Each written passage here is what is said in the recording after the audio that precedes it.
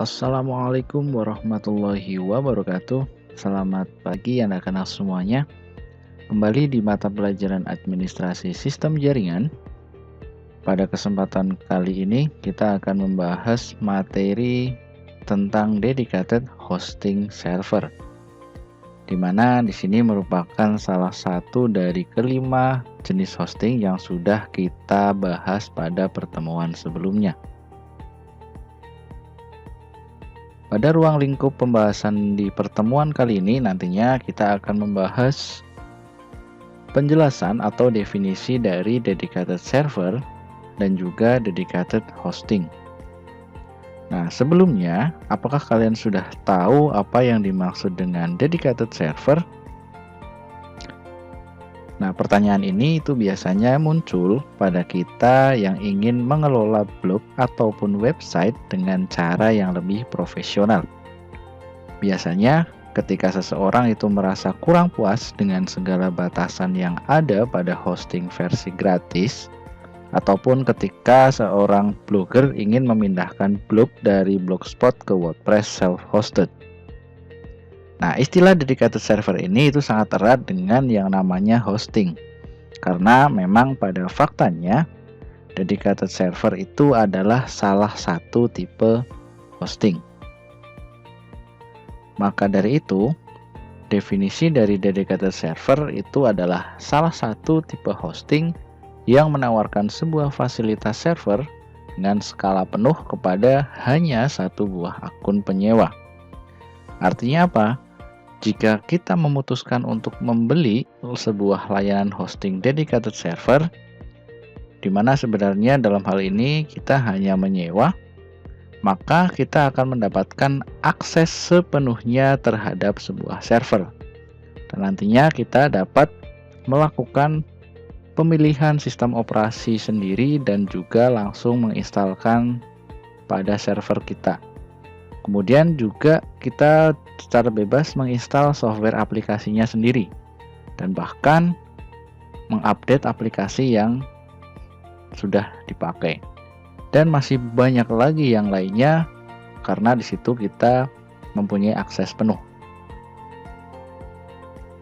Nah, secara mendasar yang namanya dedicated server itu termasuk jenis server pribadi yang hanya digunakan sebagai tempat menyimpan blog maupun web dengan kunjungan yang ekstrim, sehingga mampu menangani beban yang sangat tinggi dan melayani jumlah pengunjung yang di atas level jutaan. Seperti contohnya misalkan di situ ada yang namanya perusahaan ataupun situs Facebook maupun Google, di mana di situ menggunakan jenis dedicated server. Oleh sebab itu, yang namanya dedicated server itu tidak bisa dioperasikan dalam share hosting. Ini beberapa gambar ataupun contoh sebuah data center yang ada pada perusahaan Facebook, di mana di situ hanya salah satu saja data centernya di Swedia.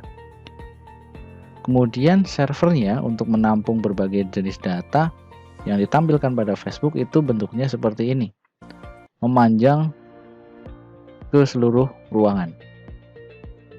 Kemudian di sini juga sebagai contohnya data centernya punya Google, ya.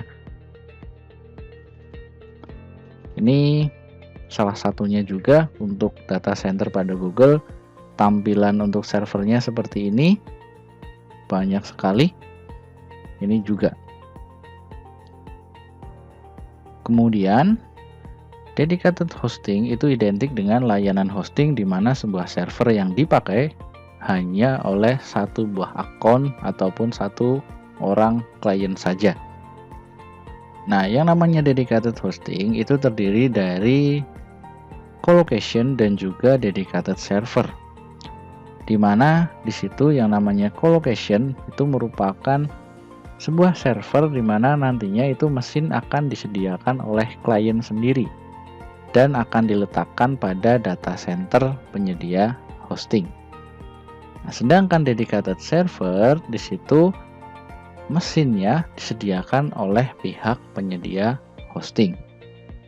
Jadi perbedaannya di situ Kalau colocation, kita membeli sendiri server yang nantinya akan kita gunakan pada sebuah data center.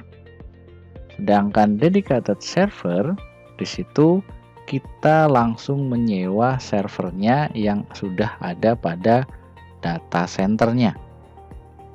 Dimana di situ yang namanya data center adalah tempat penyimpanan seluruh server-server yang digunakan pada dedicated server. Sedangkan virtual server itu adalah layanan yang mirip dengan dedicated server, namun tidak memiliki fisik server, karena dibangun menggunakan teknologi virtual dari dedicated servernya. Selanjutnya di sini supaya lebih memahami apa itu dedicated hosting, kita bandingkan dengan hosting yang lainnya. Di antaranya ada share hosting dan juga VPS hosting. Khusus untuk dedicated hosting, di situ kita menyewa dedicated server, di mana kita menyewa sebuah fisik komputer secara penuh. Sehingga pelanggan itu harus menginstalasi sistem operasi dari awal, kemudian mengkonfigurasi jaringan, dan bahkan nantinya menginstal aplikasi pendukungnya sendiri. Jadi kita sama saja seperti membeli server sendiri pada toko komputer, dan nantinya otomatis kita akan kelola sendiri. Kemudian perbandingannya dengan VPS hosting, untuk menyewa VPS itu kita tidak perlu menyewa fisik komputer servernya, tapi kita hanya menyewa komputer virtual di mana provider membuat VPS dari dedicated server dengan cara menginstalkan software hypervisor seperti Proxmox. Sehingga satu dedicated server nantinya bisa dibuat beberapa VPS dengan membagi spesifikasi hardware dari dedicated server ini. Nah, di sini pelanggan itu menginstal aplikasi server sendiri karena provider hanya menyediakan sistem operasinya saja. Sama seperti di penjelasan materi VPS ya, di situ kalian sudah paham pasti. Sedangkan hosting yang satunya yaitu share hosting, itu adalah di mana provider menyewakan folder dan database tertentu kepada pelanggan sehingga pelanggan itu bisa langsung upload file pada web ataupun database dan tidak perlu lagi install OS maupun aplikasi server. Mudahnya untuk share hosting ya sama saja di situ para pengguna hanya langsung pakai saja tempat penyimpanan database-nya tanpa perlu harus tahu menau servernya maupun pengelolaan ataupun manajemen servernya. Pokoknya tinggal pakai saja. Nah, yang namanya dedicated atau colocation server itu cocok untuk perusahaan besar yang membutuhkan resource yang besar serta memiliki traffic website yang tinggi, di mana modul tertentu yang tidak ditemukan di layanan share hosting serta tingkat keamanan data yang tinggi ketika kita pakai dedicated server. Nah, pertanyaannya, apakah semua website itu membutuhkan jenis hosting ini? Jawabannya adalah tidak. Kenapa? Karena yang namanya dedicated server itu hanya sebuah pilihan yang pas untuk kita yang mengelola website-website besar. Seperti toko online, ada website e-commerce, situs bisnis level enterprise, ataupun website perusahaan yang banyak melakukan transaksi finansial. Nah, itu kita bisa pakai jenis hosting dedicated server hosting. Selanjutnya, apa sih fungsi dari dedicated server? Yang pertama, di situ memiliki kendali penuh atas data yang disimpan. Selanjutnya, mendapat kapasitas penyimpanan lebih besar dibanding hosting yang lain. Selanjutnya, kapasitas atau memori penyimpanan itu tidak terbagi-bagi dengan pengguna lain atau istilahnya adalah share resource ya. Dan yang keempat, itu fleksibel. Karena selain digunakan untuk membuat website, kamu tuh juga bisa memanfaatkan server itu sebagai tempat penyimpanan data atau istilahnya library. Nah, di situ meski memiliki fungsi yang sangat berguna dan menarik untuk dicoba, namun jenis server yang satu ini atau dedicated server itu kurang cocok atau bahkan tidak disarankan untuk kalian yang menggunakan website sebagai blog pribadi ataupun hanya untuk portofolio saja. Jadi untuk website biasa itu kita tidak sarankan untuk memakai dedicated server. Kita cukup pakai kalau misalkan website pribadi hanya untuk memposting materi saja yang sederhana pastinya ya, di situ kita bisa pakai share hosting.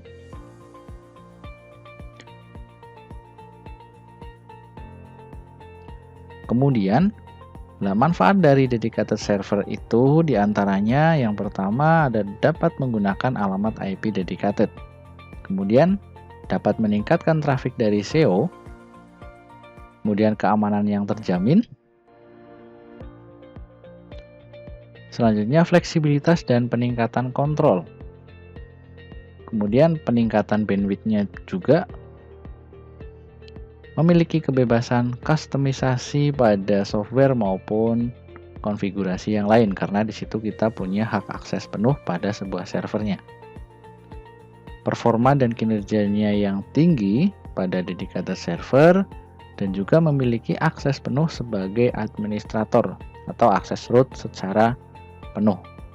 Nah, di situ manfaat dari dedicated server. Nah, dengan menempatkan website di dedicated server hosting, kemungkinan menghadapi masalah yang berkaitan dengan offline atau downtime pada website itu akan berkurang drastis.